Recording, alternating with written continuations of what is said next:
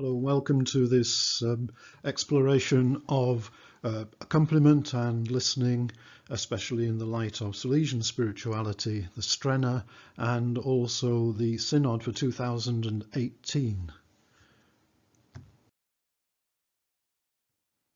Many thirst and many are the young lives that are empty and tired, that ask to be replenished with meaning. There's so much good waiting to be awakened from the inexhaustible source of life that springs to us from Jesus. Those words from our Rector Major were part of the Strenna and its push towards accompaniment and vocation this year. I also think it points to a particular kind of accompaniment for us as Salesians, because young people are at a stage of making their first major life choices, and secondly because we have a spirituality that puts us naturally alongside that age range. So I think there is a particular approach for us as Salesians to accompanying young people. Take the word accompaniment, you get these three things from my point of view. One is that we as accompaniers are people who supplement or complement somebody else. We are not the centre of the attention. They are the centre of attention on their sacred journey with their critical choices. Second, it's got that word companion in the middle of it, somebody who shares our bread. So for us there is a Eucharistic breaking open of lives through this process of accompaniment. And thirdly, that points us to the Emmaus process, that walking with, that listening that ends up with the breaking of bread. So what I think I'm saying is that when you take accompaniment and you add Salesian to it, you end up back with the preventive system, but maybe not as we know it. So all the different aspects of the preventive system, I just want to open them up in a different way and perhaps in a different order for the process of discernment.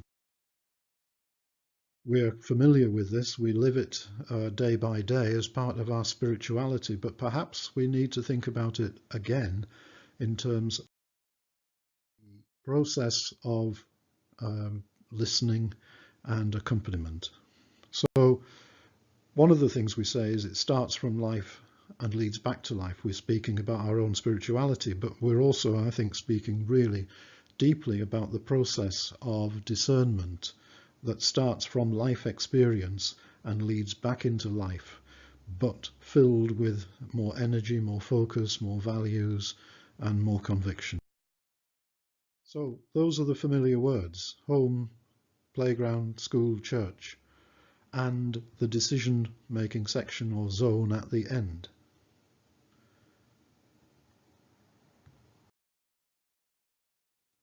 I want to make some basic statements and then move on a little bit more in detail.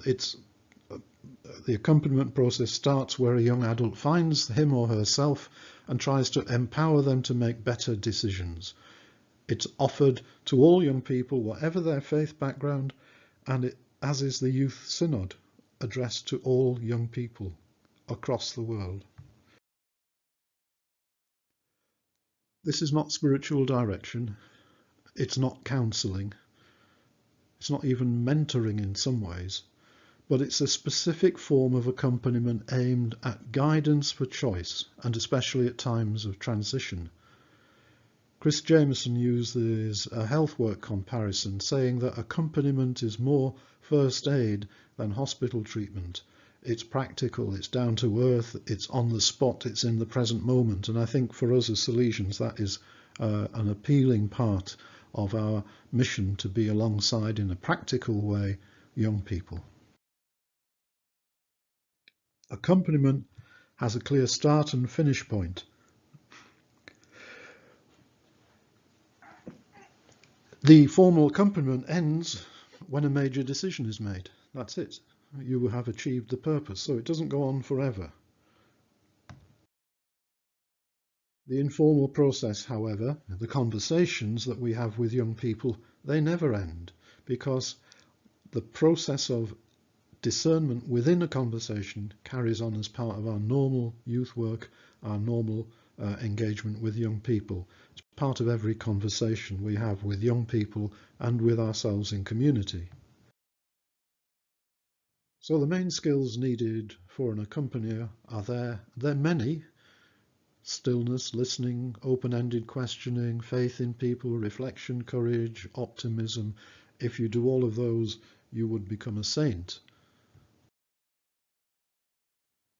So these elements of accompaniment are pretty familiar to us, but they have a specific focus in discernment, and they proceed in a different sequence in order to achieve the aim of guidance towards a good decision.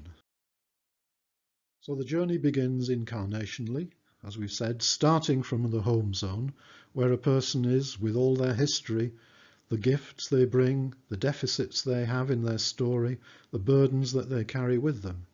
The process then moves on into a playground zone, where imagination, creativity, perhaps optimism and cheerfulness reflect on that story as a place where God might be acting. And the aim of that would be to loosen up their thinking and broaden their horizons. The church zone then follows, where key values are identified from the home situation, sharpened up through the creative process, and now linked and concerned with the gospel, linked with the world's needs.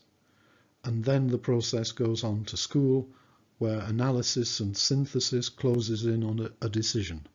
Let's look. So home. This aspect of accompaniment involves helping an individual to know themselves and to know their story, knowing the issues that mark their beginnings, their key relationships, the gifts they have developed, deficits that they have in their lives, and key life themes that can clarify their direction. This is an extremely sensitive area of listening for the accompanier, and maybe one of the areas where an accompaniant needs to be most at prayer as he or she hears what is being said about a young person's life. It can focus on their gifts, on their concerns, on their needs, and the accompanier will already be getting a feel for the emerging values at the centre of this person's life.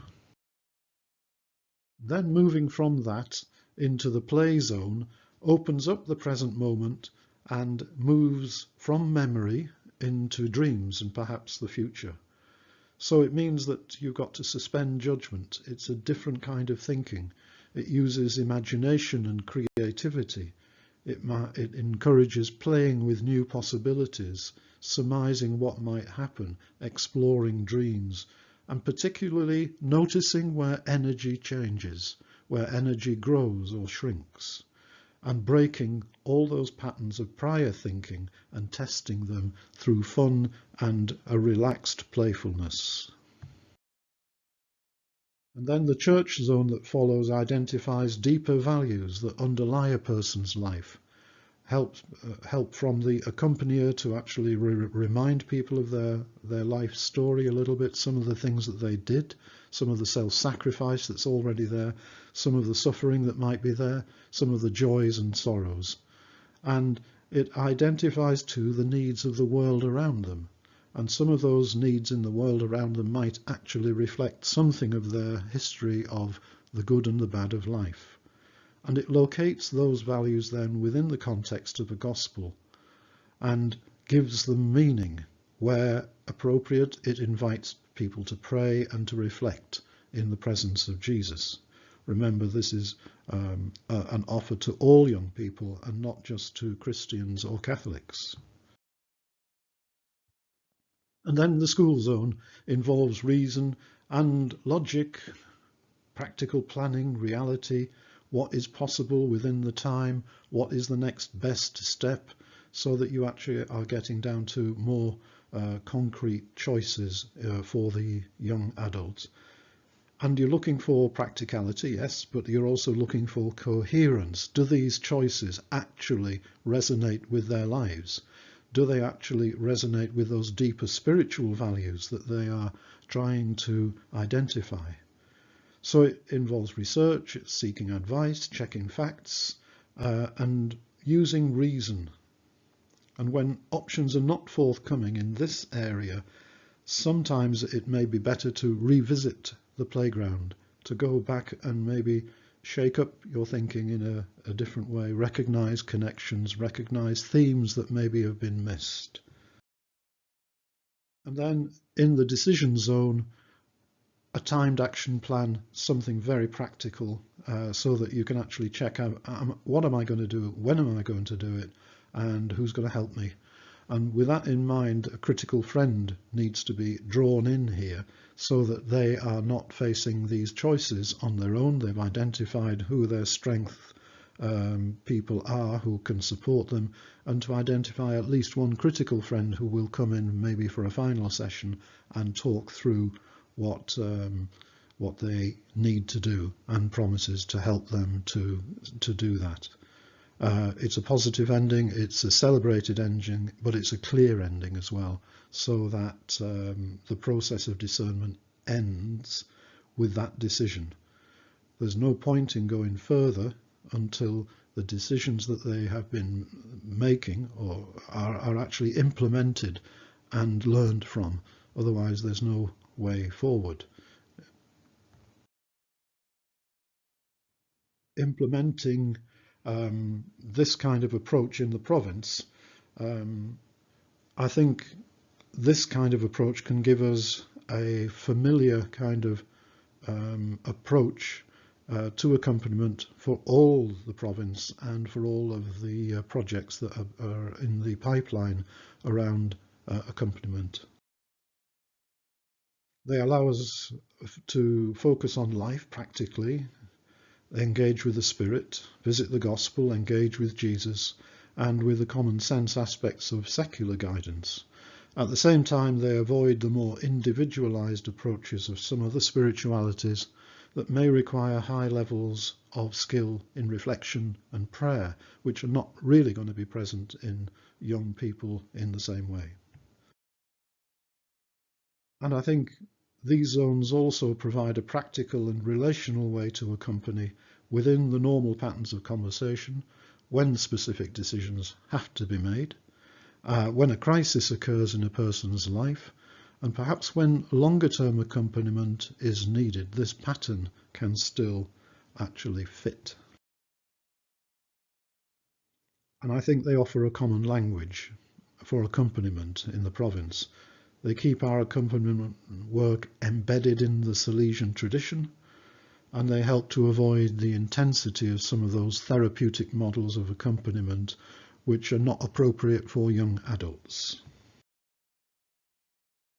So I think these zones can support the three projects, the Signpost project, the CAFASO project, and a vocational accompaniment process in the province, and give them a sense of unity, but leave them free to open up and develop these Salesian type approaches to the process of discernment and accompaniment in the province.